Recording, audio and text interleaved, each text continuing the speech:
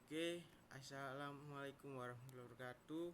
Perkenalkan, nama saya Pranavandi Pratama, NPI 148230034. Di sini saya akan menjawab pertanyaan ITS Desain Jaringan dan Komunikasi Data. Oke, untuk nomor 1 perlu diperhatikan, X adalah angka pada digit ke-9 pada NPM. Oh, ini untuk soal subnetting.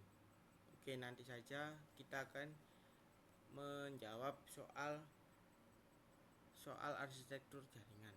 Nah, di sini nomor 1, jelaskan fungsi setiap layer pada sistem arsitektur jaringan OSI layer model. Dan kedua, jelaskan perbedaan antara OSI dan TCP/IP. Jika diharuskan memilih antara OSI dan TCP/IP, model mana yang kalian pilih? Jelaskan alasannya. Oke, bismillahirrahmanirrahim, saya akan menjawabnya. Untuk nomor 1, jawaban saya adalah fungsi setiap layer pada OSI layer model. OSI layer model atau Open System Interconnection Model adalah model referensi standar yang menjelaskan cara data berpindah dalam jaringan komputer dari perangkat satu ke perangkat lain. Model ini dibagi menjadi 7 lapisan atau layer, di mana setiap lapisan memiliki peran dalam memproses, mentransmisikan, dan menerima data. Oke, berikut fungsi dari setiap layer. 1. Physical layer. Physical layer itu adalah layer yang pertama yang berfungsi mengatur hubungan fisik antara perangkat jaringan. Tugas utamanya itu untuk mengatur transmisi bit melalui media fisik seperti kabel atau sinyal radio.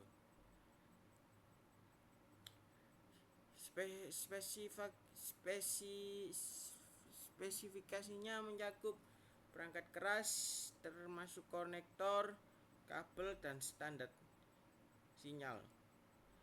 Layer ini juga mengatur konversi sinyal analog menjadi digital dan sebaliknya agar bisa diteruskan dalam jaringan. Contohnya itu seperti proses pada kabel Ethernet atau WiFi. Oke, untuk contoh perangkatnya itu seperti hub dan repeater yang memperpanjang sinyal di dalam jaringan. Nah, untuk yang kedua, data link layer. Data link layer bertanggung jawab atas komunikasi antar perangkat dalam satu jaringan dan pengaturan data dalam bentuk frames agar dapat dikirim secara efisien. Nah, menggunakan alamat fisik MAC, layer ini memastikan bahwa data sampai di perangkat yang tepat. Selain itu, layer ini mengelola koreksi kesalahan yang memastikan frame data diterima dengan benar atau dikirim ulang jika ada gangguan. Nah, untuk layer ini dibagi menjadi 2 sublayer. Satunya logika link control dan media access control. Media access control ini mengontrol akses perangkat ke media fisik, sedangkan LSC mengatur komunikasi antar lapisan. Nah, untuk yang ketiga, network layer. Untuk network layer itu bertugas mengatur pengalaman logis dan routing paket data antar jaringan berbeda. Pada layer ini, alamat IP digunakan untuk pengalamatan perangkat secara global di jaringan. Nah, network layer ini juga memutuskan jalur terbaik bagi paket data agar bisa mencapai tujuan dalam jaringan besar seperti internet melalui proses routing. Fungsi utamanya itu di mana paket besar dibagi menjadi potong-potongan kecil untuk mengatasi batasan ukuran data pada perangkat tertentu. Nah, untuk contoh network layer ini adalah IP dan ICMP. ICMP itu Internet Control Message Protocol. Nah, Router bekerja pada network layer untuk mengirimkan paket data dari satu jaringan ke jaringan yang lain. Nah, selanjutnya transport layer. Transport layer itu bertanggung jawab mengatur komunikasi end-to-end antar perangkat melalui protokol seperti TCP dan UDP. Layer ini membagi data menjadi segmen dan melakukan error checking serta flow control untuk memastikan data sampai ke tujuan tanpa kehilangan dan sesuai urutan. TCP, protokol yang connection oriented, memastikan data dikirim ulang jika ada kesalahan. Sedangkan UDP adalah protokol yang connectionless yang memungkinkan pengiriman data lebih cepat namun tanpa jaminan integritas.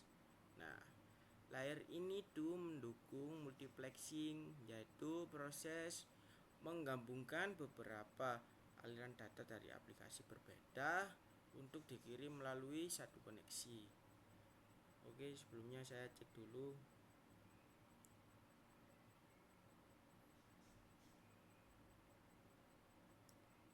Oke, lanjut untuk nomor 5, session layer. Session layer mengatur sesi komunikasi antar aplikasi termasuk sesi login atau sesi streaming. Layer ini memastikan bahwa komunikasi dapat berlangsung secara berkelanjutan tanpa gangguan. Nah, tugasnya itu meliputi pembukaan, maintenance, dan penutupan sesi. Fitur checkpoint atau sinkronisasi yang memungkinkan data kembali ke titik yang benar jika ada gangguan dalam komunikasi. Session layer juga mengelola autentikasi untuk memastikan bahwa hanya pengguna yang sah yang bisa mengakses layanan. Jadi kita harus berlangganan dulu, berlangganan seperti kayak Netflix, Disney Plus ya, dan yang lain-lain untuk mengakses fitur-fitur yang lebih sip dan mantap. Nah, untuk nomor 6 ini ada presentation layer. Nah, biasanya presentation layer ini sering digunakan sih untuk presentasi gitu. Nah, layer ini bertugas menerjemahkan data dari format aplikasi ke format yang dapat dipahami oleh jaringan. Fungsinya meliputi enkripsi data untuk menjaga keamanan dan kompresi data untuk memperkecil ukuran agar lebih efisien saat ditransmisikan. Nah, contoh formatnya itu data yang diterjemahkan di layer ini adalah konversi format karakter ASCII, ABC, DEC atau representasi data grafik seperti JPEG, GIF, dan PNG. Nah, untuk application layer. Layer tertinggi yang langsung berinteraksi dengan pengguna atau aplikasi di perangkat. Application layer menyediakan berbagai layanan jaringan seperti email, file transfer, web browsing, dan remote access. Nah, protokol seperti HTTP itu untuk web browsing, FTP itu kayak transfer file gitu sih. SMTP untuk email, dan DNS untuk pencarian nama domain.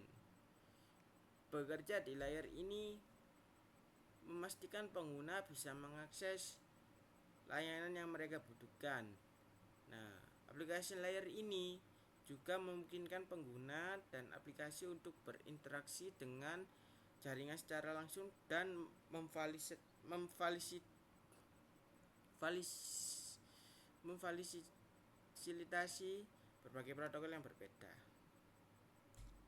Dan untuk nomor 2 itu soalnya jelaskan perbedaan antara OSI dan TCP/IP. Oke. Perbedaannya itu mungkin tidak banyak. OSI dan TCP/IP adalah dua model referensi jaringan yang berbeda. Berikut adalah perbedaan utamanya antara OSI dan TCP atau IP. Nah, untuk jumlah layernya itu, OSI itu memiliki 7 layer. Seperti yang saya jelaskan tadi di nomor 1. 7 layernya itu itu ada physical, data link, network, transport, session, presentation, dan application. Sementara itu TCP/IP itu cuma ada 4. Nah, itu ada application, transport, internet, dan network access. Nah, perbedaan jumlah layernya itu, sedangkan kalau fungsi dan strukturnya OSI lebih konseptual dan memiliki struktur yang dirancang untuk mencakup semua aspek komunikasi jaringan. Setiap lapisan memiliki tugas yang jelas dan tidak bercampur. Nah, untuk TCP atau IP lebih pragmatis dengan lapisan yang dikonsolidasikan, misalnya lapisan application system. Application dalam TCP/IP mencakup fungsi dari application, presentation, dan session dalam OSI. Jadi kayak application layer di dalam TCP atau IP itu mencakup tiga layer dalam OSI. Jadi 1:3 gitu kak. Kalau di OSI itu ada application, presentation, dan session. Tiga ini kalau digabungkan itu menjadi TCP/IP yang layernya itu application. Nah, untuk tujuan pengembangannya, OSI dikembangkan oleh ISO sebagai standar untuk mendefinisikan komunikasi jaringan dalam teori, sementara TCP atau IP dikembangkan untuk komunikasi di jaringan internet. Nah, untuk praktisnya atau VS teoritisnya, TCP/IP lebih praktis karena merupakan standar yang digunakan pada jaringan nyata seperti internet. Kalau OSI itu lebih sering digunakan dalam pendidikan dan pelatihan jaringan untuk membangun pemahaman tentang komunikasi jaringan. Oke, untuk nomor 2 sudah selesai. Saya akan lanjut untuk menjawab soal nomor 3. Jika diharuskan memilih antara OSI dan TCP/IP, model mana yang kalian pilih? Jelaskan alasannya. Oke.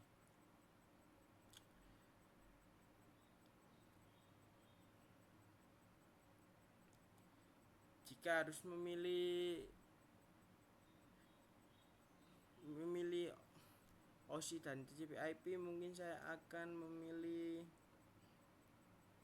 TCP/IP sih, karena standar jaringan global yang digunakan pada internet saat ini, sehingga semua perangkat jaringan seperti komputer, router, dan server dikembangkan agar kompatibel dengan TCP/IP.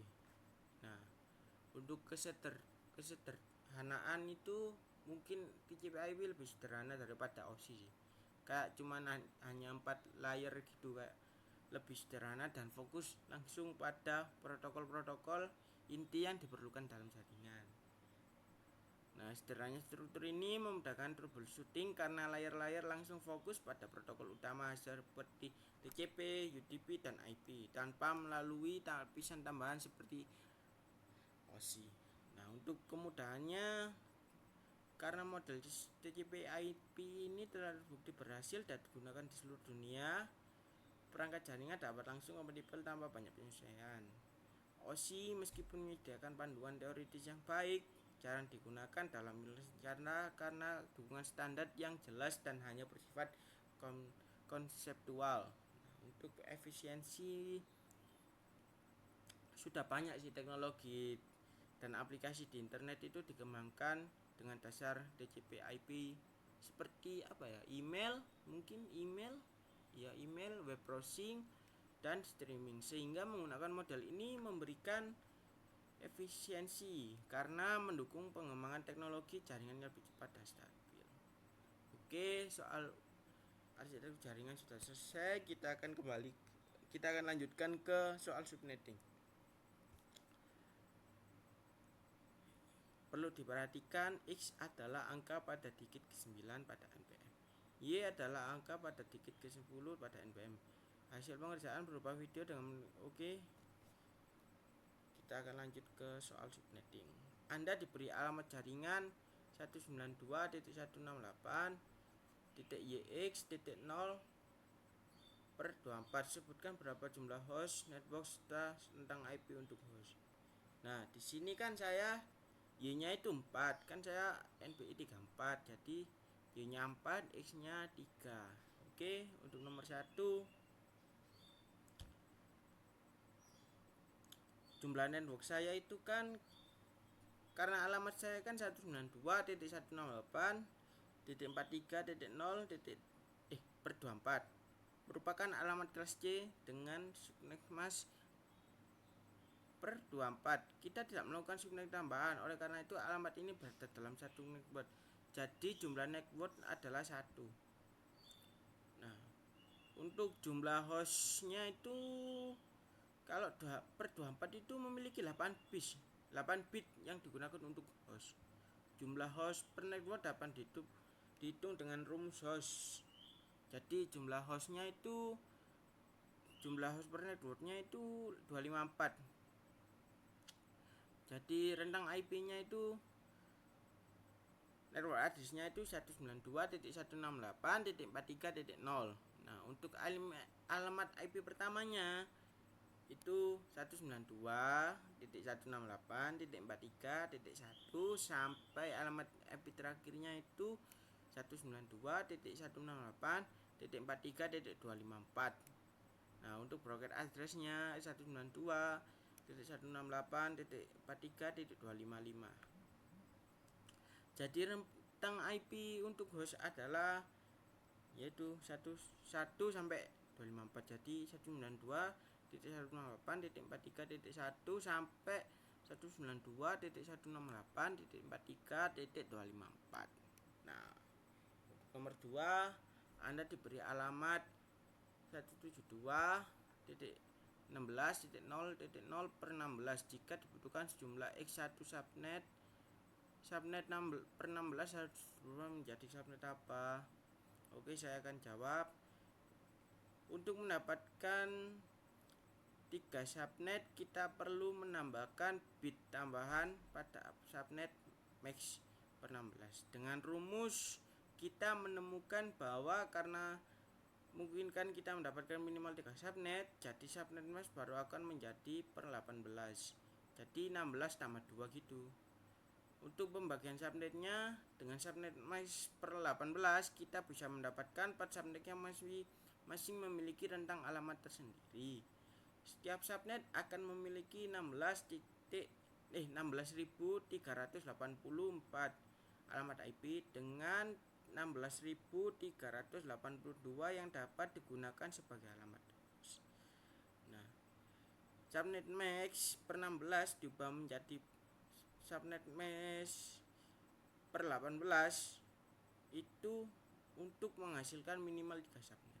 Nah, untuk nomor 3, Anda memiliki alamat jaringan 172.16.yx.0/24. Tentukan network address dan broadcast address untuk subnet tersebut. Nah, network address saya kan 43, jadi 172.16.43.0/24. Broadcast address saya itu 172.16.43.0. Nah, untuk subnetnya tadi itu 172.16.43.0/24. Nah, kalau untuk broadcast address itu belakangnya itu mesti 255. Jadi 172.16.43.255. Itu saja untuk nomor 4. Menentukan alamat IP 192.168.20.0/2x, berapakah jumlah host yang tersedia per subnet? Oke, saya akan menjawabnya. Menentukan jumlah host per subnet. Subnet max pernah memiliki 26 bit tersisa untuk host. Jumlah host per subnet dihitung dengan rumus di mana 2 dikurangi untuk mengakomodasi network address dan packet address. Jumlah per subnet adalah jumlah dengan subnet mesh per 6 terdapat 60.108.862 host yang tersedia per subnet. Oke, untuk ITS DJKD saya sudah selesai. Terima kasih sudah menonton dan jangan lupa like dan subscribe. Oke, terima kasih. Waalaikumsalam warahmatullahi wabarakatuh.